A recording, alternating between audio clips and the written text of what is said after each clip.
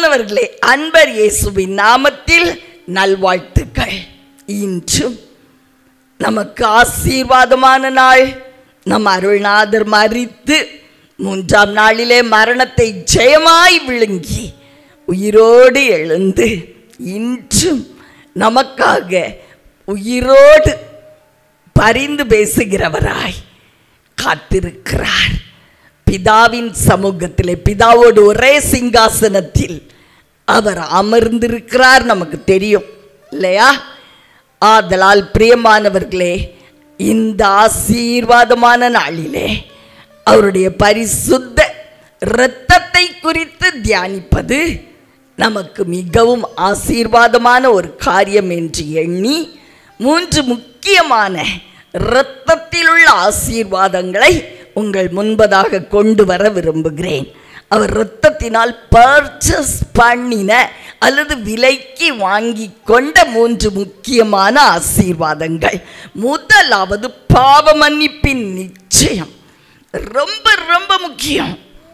பிரியமானவர்களே, பொல்லாத பிசாசு என்கிற எதிராளி அவன் கல்வாரி சிலுவையிலே நம் அருள்நாதர் உயிரை பிதாவின் கையில் ஒப்பு கொடுத்த பொழுது, தன்னுடைய ஆவியை ஒப்புவித்த பொழுது, அவன் சிலுவையின் மறுபக்கமாய் கீழே விழுந்து கிடந்தானாம், தோற்று போனவன். ஆனா இன்னைக்கு வரைக்கும் அவனுக்கு ஒரு ஜாப் விடாம இருக்கு. என்ன ஜாப்னா, நம்மை குறை சொல்லுகிற ஜாப், நம்மை குற்றப்படுத்துகிற ஜாப், நம்மை குற்றப்படுத்துகிற வேலை. நீ அதுல சரியில்லை, இது சரியில்லை. அன்று ஒரு நாள் கடந்த வருடத்தில் நீ ஒரு கெட்ட வார்த்தை பேசினாய். நீ அப்ப ஒரு விசை உன் சிந்தையில பாவத்துக்கு இடம் கொடுத்த. நீ உன்னுடைய வாழ்க்கையின் சில வருடங்களை தவறாய் கழித்து விட்டாய். எத்தனையோ காரியங்களை அடுக்கடுக்காய் சொல்லி நம்மை குற்றப்படுத்துவான், நிச்சயமாய் குற்றப்படுத்துவான். அதனால எப்படியாவது நம்ம உடைந்து போயிட மாட்டோமா, உடைந்த பாத்திரமா மாறிட மாட்டோமான்னு அவனுக்கு ஆசை. பிதாவுக்கு முன்பதாக ஒரு சோர்வோடு கூட உடைஞ்சி அவரை மகிமைப்படுத்துகிற பாத்திரமாய் காணப்படாதபடி, சோர்வுள்ள ஒரு பாத்திரமாய், அசதியான ஒரு பாத்திரமாய், தோல்வியை சந்திக்கிற ஒரு பாத்திரமா மாறிட மாட்டானா அப்படின்னு ஆசை. ஆதலால் நம்முடைய பாவங்களையும் குறைகளையும் 24 மணி நேரமும் சுட்டி காட்டுறது அவனுடைய வேலை. பிரியமானவர்களே, ஒன்றை நிச்சயித்துக் கொள்ளுங்கள். வேதம் சொல்லுகிறது, எபிரேயர் 13:12, அந்தப்படியே இயேசுவும் தம்முடைய சொந்த இரத்தத்தினாலே ஜனத்தை பரிசுத்தம் செய்யும்படியாக நகரவாசலுக்கு புறம்பே பாடுபட்டார். எதனால? தன்னுடைய சொந்த இரத்தத்தினாலே ஜனங்களை கழுவி பரிசுத்தம் பண்ணும்படியாக. பரிசுத்தம் பண்ணியாச்சு. யார் யாரெல்லாம் அவருடைய இரத்தத்தால் கழுவப்பட்டு இருக்கிறார்களோ எல்லாரையும் அவர் பரிசுத்தப்படுத்தி விட்டார். பிரான்ஸ்ல இருந்து ஒரு மகா எனக்கு அடிக்கடி போன் பண்ணுவா. அவ கேட்பா, போன் பண்ணும் போதெல்லாம் கேட்பா, என் பாவம் மன்னிக்கப்பட்டுருச்சா? நான் ஒரு 15 வருஷத்துக்கு முன்னாடி ஒரு பெரிய பாவம் செய்துட்டேன்ல, அது மன்னிக்கப்பட்டுருச்சா? பிரியமானவர்களே, ஒரே ஒரு விசை அவருடைய இரத்தத்தால நம்ம கழுவி சுத்திகரிச்சிட்டார்னா நாம் புது சிருஷ்டிகளாய் மாறிவிடுவோம். மன்னிக்கப்பட்டு நீதியின் வஸ்திரத்தை நமக்கு கொடுத்துருவார். நீதியின் மான்களாய் நம்மை மாற்றி விடுவார். பிதாவாகிய தேவன் பாப்பாராம், ஐயோ அந்த பிள்ளை எவ்வளவு அழுக்காயிருந்தான், என் மகன் அவருடைய இரத்தத்தால் இந்த மகனை கழுவி தூய்மையாக்கி விட்டாரே. நீதியின் வஸ்திரத்தை தரித்து கொண்டு நீதிமானாய் இவன் மாறிவிட்டானே. எவ்வளவு சந்தோஷம், எவ்வளவு சந்தோஷம். நம்முடைய ஒரே ஒரு வேலை என்ன தெரியுமா? நீதியின் வஸ்திரத்தை பத்திரமா பாதுகாத்து கொள்ளணும். அவ்வளவுதான் பிரியமானவர்களே. ஆதலால் நம்மை பரிசுத்தப்படுத்தும்படியாக தன்னுடைய சொந்த இரத்தத்தால் நம்மை கழுவி சுத்திகரித்து பரிசுத்தப்படுத்தும்படியாக நகர வாசலுக்கு புறம்பே அவர் பாடுபட்டு தன்னுடைய சரீரத்தை கிழிக்க ஒப்பு கொடுத்து தன்னுடைய கடைசி சொட்டு இரத்தம் வரைக்கும் சிந்தி கொடுத்தார். ஆதலால் பாவ மன்னிப்பின் நிச்சயத்தை பெற்றுக்கொண்ட நாம் மறுபடி பிசாசின் கம்ப்ளைண்ட்ஸ் அல்லது குற்றப்படுத்துதலை நாம் கேட்டு அதுக்கு நம்ம ரியாக்ட் பண்ணோம்னா, ரியாக்ட்னா நம்ம மனதை அவன் பால் அவன் பக்கம் அவனுடைய வார்த்தைகளுக்கு நேராய் நாம் செலுத்தினால் நம்ம ஜெயிக்க முடியுமா? முடியவே முடியாது. உட்கார வச்சிருவான். தோல்வியின் மனிதர்களை நம்மை மாற்றி விடுவான். நம்ம எதிர்த்து நிற்கணும்னோ, என் தேவன் என்னை தன்னுடைய பரிசுத்த இரத்தத்தால் கழுவி சுத்திகரித்து என்னை நீதிமானாய் மாற்றி நீதியின் வஸ்திரத்தை எனக்கு கொடுத்திருக்கிறார். நான் இப்ப பாவி இல்லை, நான் நீதிமான் சொல்லுவீங்களா? இதுதான் பிசாசு பயப்படுகிற ஒரு காரியம். ஐயோ, இந்த தேவ ரகசியத்தை இவை புரிஞ்சுக்கிட்டு வாழ்க்கையில வெற்றி பெற்றுவா போல அப்படின்னு சொல்லி அவன் பயந்து நடுங்குவான். பிரியமானவர்களே, நாம் சென்று அடையத்தக்க அந்த இடத்தை சென்று அடைந்துருவோம். ஏன்னா நான் நீதிமான், இரத்தத்தால் கழுவப்பட்ட நீதிமான். அந்த தைரியம் நம்மை முன்னேறி செல்ல வைக்கும் அல்லது உதவி செய்யும். பிரியமானவர்களே, அடுத்து இரத்தத்தால அவர் சம்பாதித்த இன்னொரு முக்கியமான ஆசீர்வாதம் பாதுகாப்பு.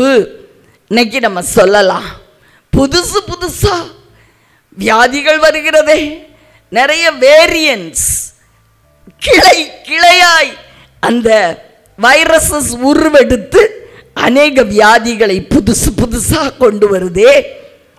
மருந்தும் இல்லையே, என்ன செய்வேன்? பிரியமானவர்களை, வேதம் சொல்லுகிறது 2 கொரிந்தியர் 4:18 காணப்படுகிற இந்த வியாதிகள் அநித்தியமானவைகள், காணப்படாத இரத்தத்தின் பாதுகாப்பு நித்தியமானது. நம்புறீங்களா? காணப்படாதவைகள் அவை நித்தியமானது, காணப்படுகிற காரியங்கள் எல்லாம் அநித்தியமானவைகள். காணப்படுகிற இந்த புதிய வியாதிகள் அவை அநித்தியமானவைகள். ஆனா நம்ம கண்ணால் காண முடியாத அந்த இரத்தத்தின் பாதுகாப்பு, அதுக்குள்ள எத்தனை வகை வைரஸ் உருவெடுத்து வந்தாலும் அவை எல்லாவற்றுக்கும் மருந்து உண்டு. எத்தனை வேரியன்ஸ் வந்தால் நமக்கு என்ன பிரியமானவர்களே? காணப்படாத அவருடைய இரத்தத்தின் வல்லமை, அதை நம்மளால் அளவிட்டு கண்டுபிடிக்க முடியாது. அதுக்கு உள்ள இந்த வேரியன்ஸ் பலவிதமாய் உருவெடுக்கிற வியாதிகளை கொன்று போடுகிற, வைரஸை கொன்று போடுகிற பாதுகாப்பு உண்டு. அதை நம்புறீங்களா? ஆதலால் நம்முடைய குடும்பத்தை, நமக்குரிய எல்லாவற்றையும் இயேசு கிறிஸ்துவின் பரிசுத்த இரத்தத்துக்குள்ள இந்த நாட்களில் நாம் ஒப்பு கொடுக்க வேண்டியது அவசியம். காலையிலே அதை செய்திருங்க. நிச்சயமாய் எல்லாவற்றின் மேலும் இரத்தம் காணப்பட வேண்டும். நம்முடைய வீடு, வாகனம், பிள்ளைகள், பொருளாதாரம், தொழில், போக்குவரத்து, எல்லா காரியங்கள் மேலும் அவருடைய இரத்தம் காணப்படும் பொழுது, இரத்தம் காணப்படுகிற எந்த ஒரு காரியத்தையும் பிசாசால தொட முடியாது. கவலைப்படாதிருங்கள். அடுத்து 3ஆவதாக பிரியமானவர்களே, இரத்தத்தினால் அவர் சம்பாதித்த 3ஆவது மகா பெரிய ஆசீர்வாதம் சாபமற்ற ஒரு வாழ்க்கை. கொலோசே 2 14, 15 வசனங்களை வாசிக்கிறேன். நமக்கு எதிரிடையாகவும் கட்டளைகளால் நமக்கு விரோதமாகவும் இருந்த கையெழுத்தை குலைத்து அதை நடுவில் இராதபடிக்கு எடுத்து சிலுவையின் மேல் ஆணி அடித்து துரைத்தனங்களையும் அதிகாரங்களையும் உறிந்து கொண்டு வெளியரங்கமான கோலமாக்கி அவைகளின் மேல் சிலுவையிலே வெற்றி சிறந்தார். அவ்வளவுதான். கையெழுத்து என்ன கையெழுத்து? ஏதோ ஒரு கட்டளை இல்லையா? ராஜா ஒரு கட்டளையை பிறப்பித்து அதை உறுதிப்படுத்த கையெழுத்து போடுவார் இல்லையா? நம்முடைய பிரைம் மினிஸ்டர் ஒரு சட்டத்தை இயற்றி அதை உறுதிப்படுத்த கையெழுத்து போடுவார். இப்படியாய் பொல்லாத பிசாசு நமக்கு எதிரிடையாகவும் நமக்கு விரோதமாகவும் சில காரியங்களை எழுதி கையெழுத்து போட்டு அதை உறுதிப்படுத்த எண்ணுவானாம். ஆனால் நம் தேவாதி தேவன் என்ன செய்தாராம்? அந்த சாபமான கையெழுத்தை, சாபம்னு சொல்லப்படுகிறது அதுதான். உலகத்தார் சொல்லுவாங்கல்ல, தலையெழுத்தை யாரால மாற்ற முடியும்? பிரியமானவர்களே, பொல்லாத பிசாசின் எதிரடையான கையெழுத்தை அவர் நம் வாழ்வின் மத்தியில் இருந்து எடுத்து சிலுவையின் மேல வச்சு ஆணி அடித்து துரைத்தனங்களையும் அதிகாரங்களையும் உறிந்துனா அவங்கள தோற்கடித்து சிலுவையில் அந்த பக்கத்தில் அவன் கீழே விழும்படி செய்தாரா? எவ்வளவு ஒரு அழகான வசனம் பாருங்கள். நம்ம எதுக்கு பயப்படணும்? இனி சாபம் இல்லை. சாப பரிகாரி நமக்காக பிசாசின் சாப எழுத்துக்களையும் அவனுடைய கையெழுத்தையும் அழித்து போட்டார். பலனற்று போகும்படி செய்தார். முற்றிலுமாய் குலைத்து போட்டார்.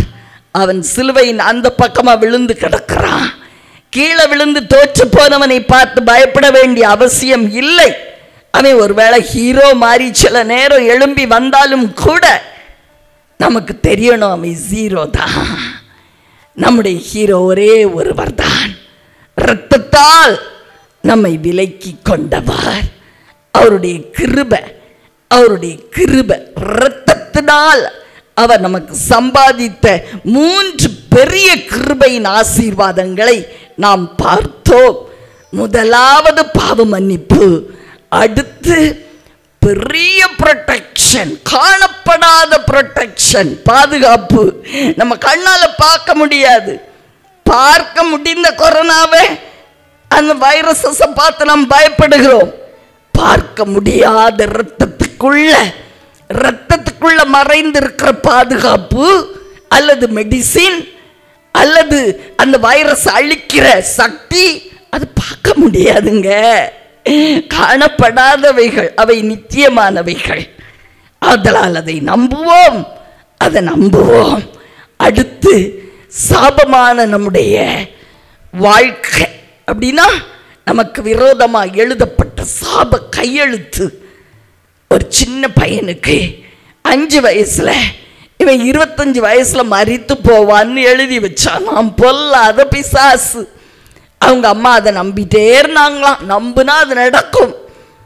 சாத்தானுடைய பிசாசுடைய கையெழுத்தை நம்பினால் அது நடக்கும். 25 வயதில் அவனுக்கு கேன்சர். பிரியமானவர்களே, அவன் என்கிட்ட அதை சொன்னான். எங்கள் அம்மா சொன்னாங்க 5 வயசுல யாரோ எழுதி கொடுத்தாங்களாம், எனக்கு 25 வயசுல கொடூரமான வியாதி வந்து மரித்து போவேன். ஆனால் தேவன் அவனை தொட்டு குணமாக்கினார். கோலன்ல வந்த அந்த கேன்சர், அந்த வியாதியிலிருந்து அவன் குணமானான். நான் கேட்டேன், அவன் எழுதின எழுத்து தோற்று போனதே, அதை கல்வாரி சிலுவையிலே அவர் அழித்து போட்டாரே மகனே. ஆதலால் இந்த 3 மகா பெரிய ஆசீர்வாதங்களுக்குள்ளும் எல்லாமே அடங்கி இருக்கிறது. இரத்தத்தின் இந்த 3 ஆசீர்வாதங்களையும் நம்பி நாம் வாழ்வோம். உங்களுக்காக ஜெபிக்கட்டுமா? அன்பின் பரலோக தகப்பனே, அருமையான நல்ல இரட்சகா, ஆவியானவரே, அன்பு தெய்வமே, பாவ பரிகாரி, சாப பரிகாரி, பரிசுத்த பாதுகாவலர், அருள்நாதர் இயேசு உம்முடைய இரத்தத்தினால் சம்பாதித்த 3 விலையேறப்பெற்ற ஆசீர்வாதங்களை நாங்கள் பார்த்தோம் அப்பா. இந்த 3 ஆசீர்வாதங்களையும் நாங்கள் ஒவ்வொருவரும் உரிமைப்படுத்தி சொந்தமாக்கிக் கொள்கிறோம். அதனால் தெய்வமே, எங்களுக்கு இனி பயம் இல்லை. பொல்லாத பிசாசு அவன் தோற்று போனான். விலையேறப்பெற்ற உம்முடைய திரு ரத்தத்தால் விலையேறப்பெற்ற கிருபையின் ஆசீர்வாதங்களை நாங்கள் எடுத்துக்கொள்ளுகிறோம். உம்மை மாத்திரம் நம்பி எங்களை தகன பலியாய் ஒப்பு கொடுக்கிறோம். ஏற்றுக்கொள்ளும் இயேசுவின் நாமத்தில் பிதாவே, ஆமென். பிரியமானவர்களே, நம்முடைய யேசுவா திருச்சபையின் ஆராதனையும் காண தவறாதீர்கள். பிரியமானவர்களே, ஒரு நற்செய்தி. நாளைய தினம் சனிக்கிழமை ஏப்ரல் 8ஆம் தேதி காலையில் 10 மணிக்கு நம்முடைய இரட்சணிய நாள் கூட்டம் கோவில்பட்டி பழைய பஸ் ஸ்டாண்ட் அருகில் உள்ள ஸ்வர்ண மகால் கல்யாண மண்டபத்தில் நடைபெறும் அப்படிங்கிறத சந்தோஷமாய் அறிவித்துக் கொள்கிறேன். நீங்கள் யாவரும் குடும்பமாய் நண்பர்களாய் அன்பர்களோடு தேவையுள்ளவர்கள் எல்லாம் அழைச்சிட்டு வந்து சேரும்படி அன்போடு அழைக்கிறேன். பிரியமானவர்களே, ஆன்லைன்ல உண்டா அப்படின்னு கேட்குறீங்கல்ல, ஆன்லைன்லையும் ஒளிபரப்பாகும். இயேசுவின் நாமத்தில் கர்த்தர் தாமே நம்மை ஆசீர்வதிப்பார்.